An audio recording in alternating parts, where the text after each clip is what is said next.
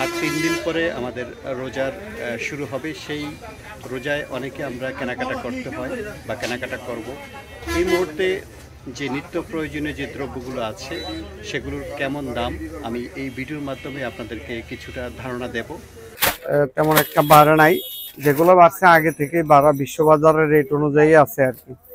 চনা পেঁয়াজ আপনার 70 টাকা বড়টা, আর বাংলাদেশি যেটা এটা 50 টাকা, রসুন 220 টাকা, আদা 100 টাকা কেজি, আর দেশি রসুন ছোট যেটা এটা হলো 120 টাকা, ডিম হলো 40 টাকা হালি, তারপরে আপনার চনা বুট 120 টাকা কেজি, খেসারি ডাল 120 টাকা কেজি, মটর ডাল আছে 70 টাকা কেজি, মোটা মসুরি আছে 120 টাকা, চিনি হইলো 125 টাকা কেজি, তারপরে চনার ডাল যেটা এটা 140 টাকা, মুগ ডাল 160 টাকা কেজি, পলার চাল আছে 120 টাকা কেজি।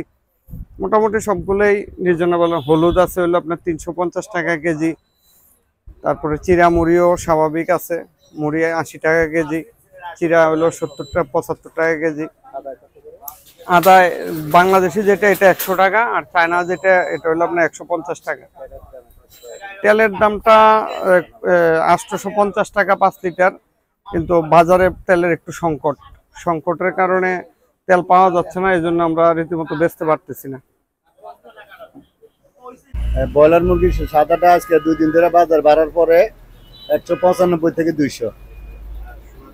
সোনালিটা আপনার হাইব্রিডটা 270 থেকে 80, আর সোনালিটা অরিজিনালটা 290 থেকে 300, আর লাল মুরগিটা 300 থেকে 310।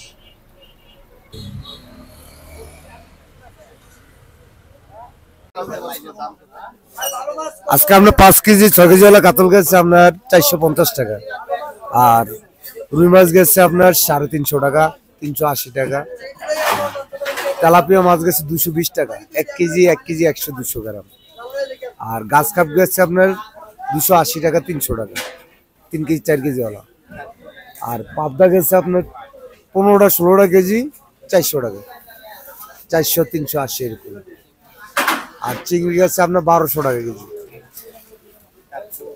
কার্পো 220 টাকা 250 টাকা।